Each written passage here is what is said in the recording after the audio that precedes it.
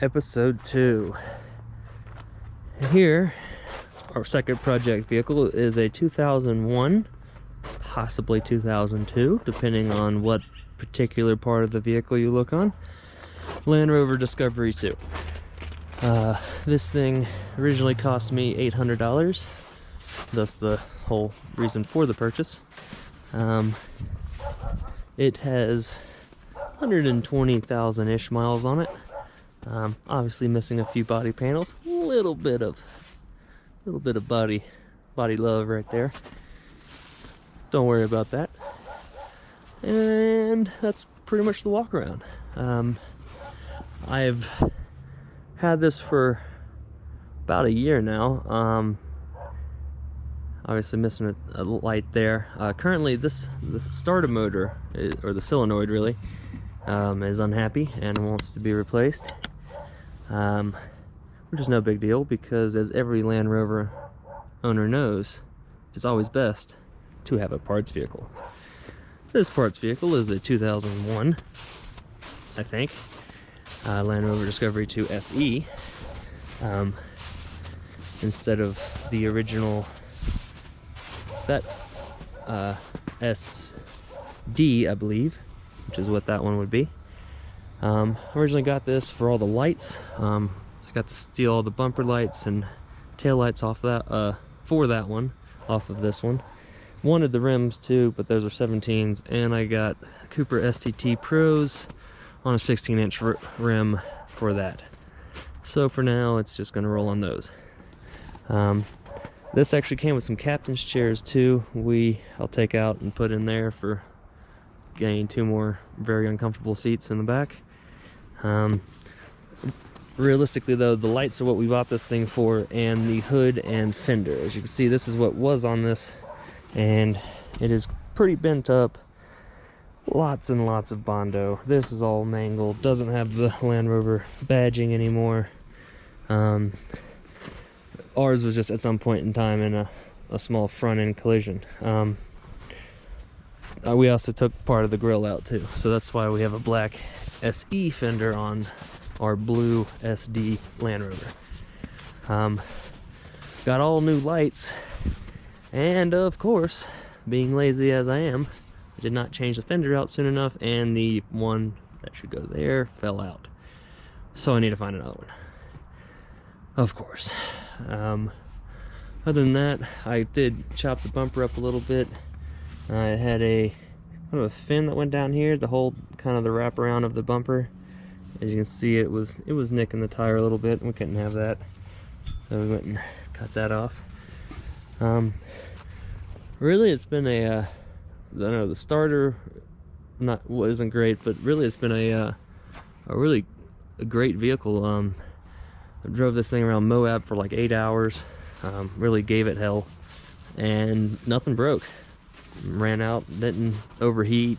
I mean, did everything we asked of it, and we asked a lot. Far more than we should. And it just kept kind of bouncing our way through. I also got, off the donor vehicle, also got a trailer hitch, which was nice. Actually stole the bumper. It was in better condition on that one. I got the lights. Funny thing about these lights, in 2001 or 2002, and at some point in one of those years, don't really know which, it doesn't make any sense, they flip which side these lights are on. At the same time, which would be fine, because then you could just use at different years models, turn it upside down, it'd fit right in. But they had to be engineers about it and put this curve right here. So when you flip it around, it would normally be right here, needs to be right there, so you can't use the different year models. They make it impossible. Not a very easy light to find, to be honest with you. It was easier to find a parts vehicle with the lights than it was the light himself. And actually, where I did find that light, it was about half of what the parts vehicle cost. So anyone with a Land Rover project, I'd really look into buying a parts vehicle. I'm gonna steal a starter off of that too, so that's gonna save me a bunch of money. Should be pretty good to go after that. Obviously, someone's tried to take it once before, but she knows where she wants to be. I've left it up on the trailer only to make changing the starter easier. Little life hack, I guess. If you don't have a concrete pad, use your trailer. This is the inside. Got a nice radio that someone wired to reset on every time you turn the key off, so it doesn't keep radio stations. The aux cord doesn't actually work. USB port doesn't work. But you know, it does play music, and damn, did it find some nice stations out in Moab. So, you know, if you look in the featureless market in the radio category, there you go. Dual XG1222. Solid unit. Here's the key for this rig. We actually plastic epoxied this back together too. See, it's got a nice little curve to it. Because this kept falling out, this piece. Actually worked really great. Hasn't re-broken, let it set for about a day. Pretty much fixed. Other than that, interior is probably the only downside on this, but obviously what can you ask for an $800 car? Headliner's falling down. I've seen people bedline it. May do something like that, and then do some like mesh like that for storage. I'm thinking I want to turn this into a safari vehicle, just for fun. Maybe something like the Camel Trophies vehicles or something like that. Let me know what anyone who has the Discovery one, what y'all have done with this this headliner. I know it's a common problem, but I'd like to see like storage options, maybe back there, maybe up here. I mean, just I think some mesh webbing like that, you know, maybe just all around would look pretty cool and be pretty useful. Other than that, also wonderful features as all the clips are gone, and like all of these things, I don't know who's stealing them, but so you know, these like to flop around and do whatever they want, but you know, it's part of the Land Rover experience. You may just lose a few body panels along the way, but you know, you'll probably get there.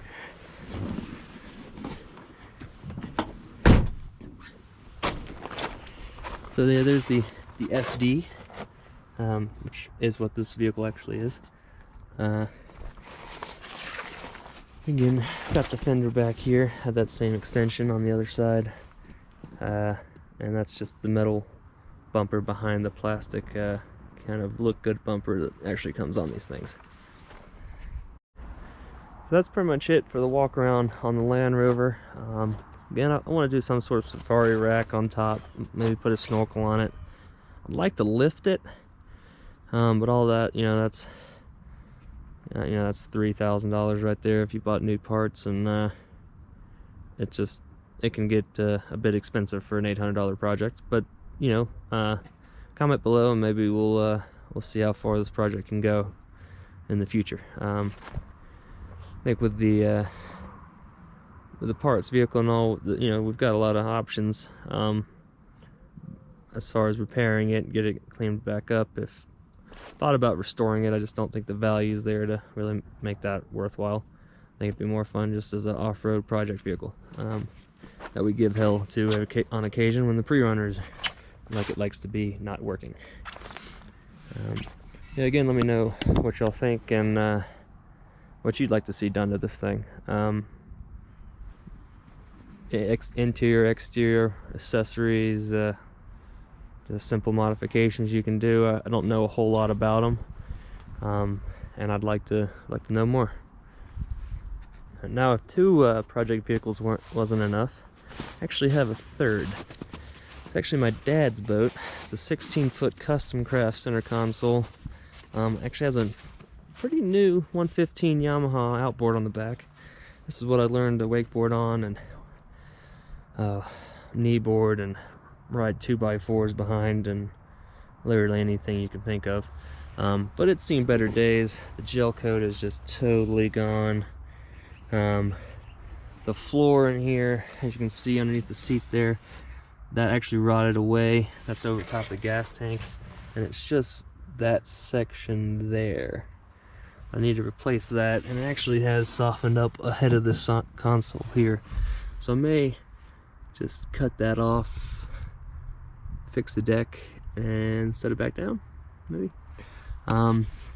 Obviously want to do all new upholstery. I want to paint this all white on the inside and a nice dark blue hull on the outside. It does have a tower, needs new speakers.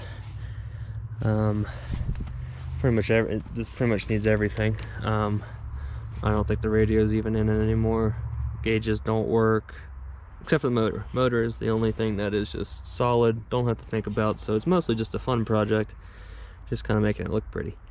Let me know what ideas y'all have on this. I was basically just going to turn it into a mini wakeboarding boat. Pretty much put automatic pumps on every, probably build this storage in so I can have ballast on board. When I'm in the deck, I may actually do it inside the deck. In this cavity here, it's a fuel tank that stops about here. And do it on both sides for bigger wake. We used to flood this thing, essentially. Basically the battery would be floating around in the bilge back there to make as big a wake as possible. So she can handle it. I was thinking, because of the weight of the motor is a little bigger than what the boat was designed for, was moving this console actually all the way forward to where that is actually here, and then that cubby could be part of that one live well and could be one tank. Fill that up. And also, the benefit of that is the weight distribution on the front will help the boat plane off when you're pulling someone up. It doesn't have a problem planing off, it just likes to sit up at a relatively high angle for a little bit longer than it probably needs to. But it's not a problem that couldn't be solved by just, we used to actually keep just batteries in this all the way forward, and that pretty much solved the issue. Yeah,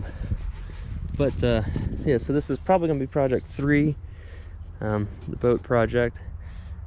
Not totally sure if this channel is going to deal with this or not. It'll kind of depend on y'all. If y'all are interested in it, I'll film it while I'm doing it.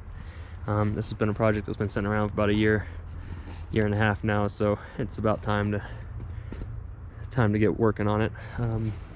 Yeah, just let me know what y'all think about this project and if you're interested in seeing more. There'll be fiberglass work, gel coat work, electrical work, boat customization basically. But yeah, just let me know what you think, and yeah, comment below if you have any questions on any of the projects really, or on tips and tricks on how to clean this bad boy up. Thanks.